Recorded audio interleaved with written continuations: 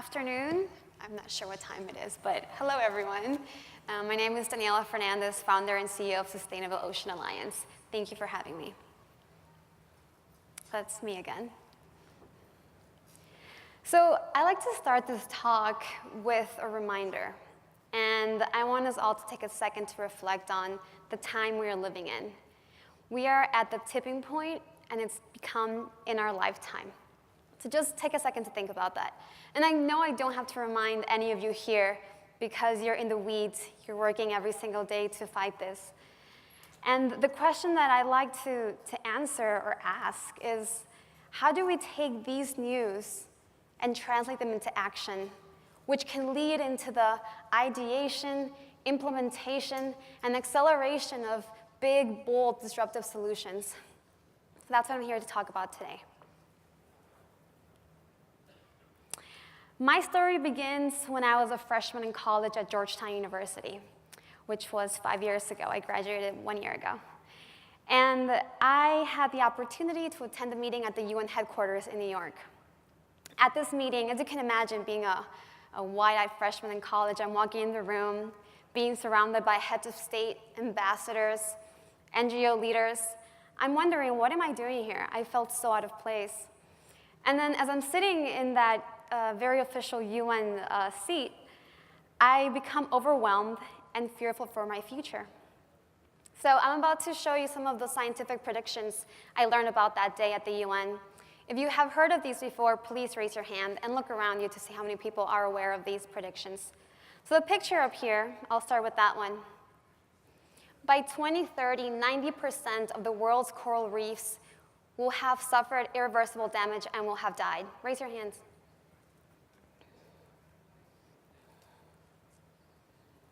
By 2050, we'll have more plastic than fish in the ocean, measured by weight.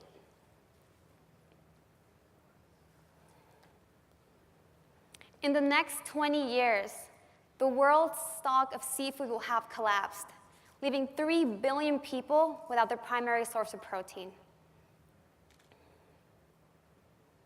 So for those of you that didn't raise your hands and are feeling overwhelmed and completely shocked, I can relate to what you were feeling because that was me when I was walking out of that UN meeting.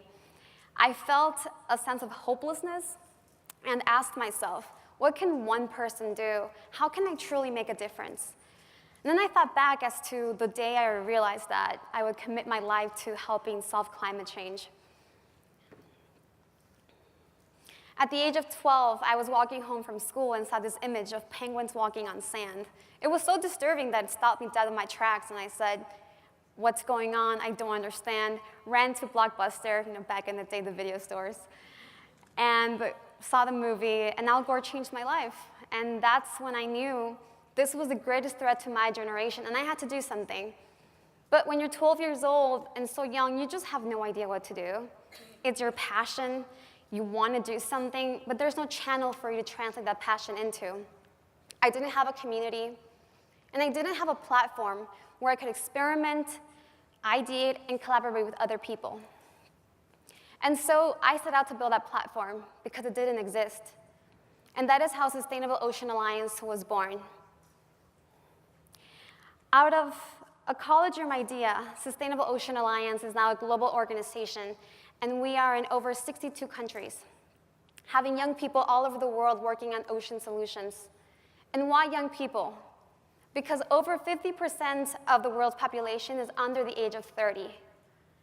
And it's not just about educating young people, millennials and Gen Zers, and telling them about climate change is real, but it's about empowering them to take ownership of the situation and making sure that they have the tools at hand, that they have the right resources and the right mentorship to take their ideas to the next level.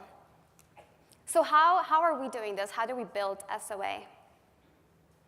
The first thing we did is we built 2 communities. One of them of young people all over the world working in high schools, colleges, and young professionals on these grassroots level ocean projects. And the other community of people such as yourselves, corporations, NGOs, and governments, leading forward-thinking solutions. And then we brought these 2 worlds together so they can talk to one another, they can collaborate, and figure out a way forward together in a partnership.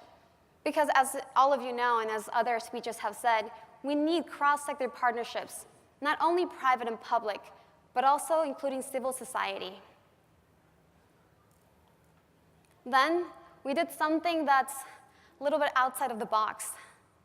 We listened. We listened to our young people and asked them, what are you passionate about?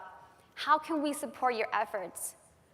We knew we didn't have the answers, and we didn't want to be that organization that said to them, go sign this petition, and this is how you're going to make a difference.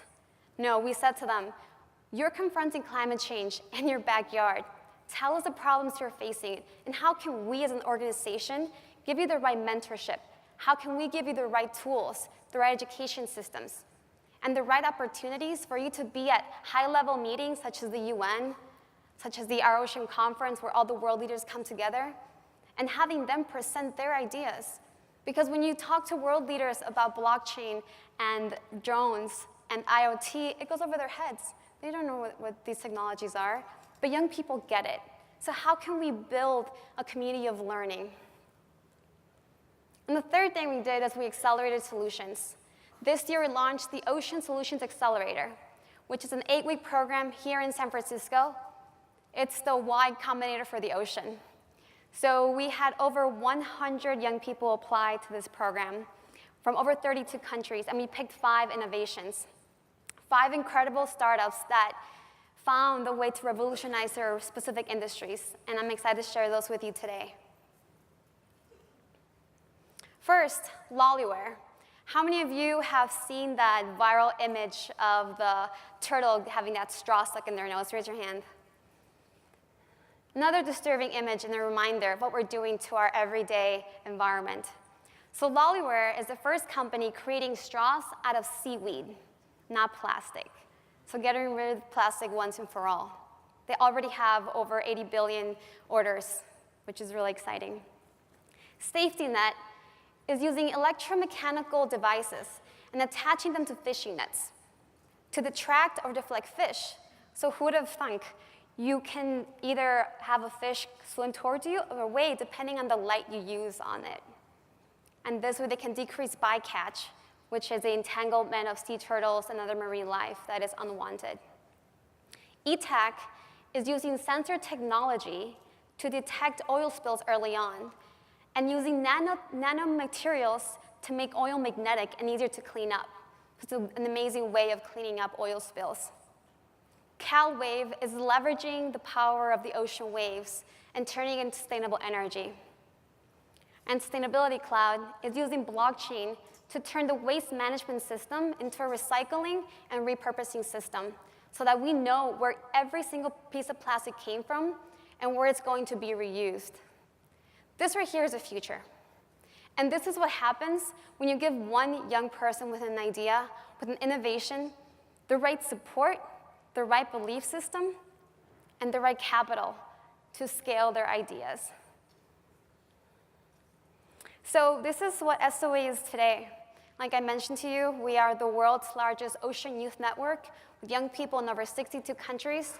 We host global summits convening these 2 groups of individuals. And we are working with corporations and governments and helping them further think about innovation, further think about how they can support and encourage millennials and Gen Zers to help their own forward-looking ideas. And when I graduated from Georgetown 1 year ago, I turned down all my job offers. Coming from a low-income family, I didn't have any money to rely on. But I knew that I had to do something, and I knew I had to build it today. It was that sense of urgency that led me to move to San Francisco, raise some capital, and become a social entrepreneur. And the quote that helped me make that leap of faith was this one: if not now, when? If not us, who? So I leave you with that question and ask yourself, are you taking big and bold and disruptive risks? If you're not, you should, because we are the last defense against climate change. Thank you very much.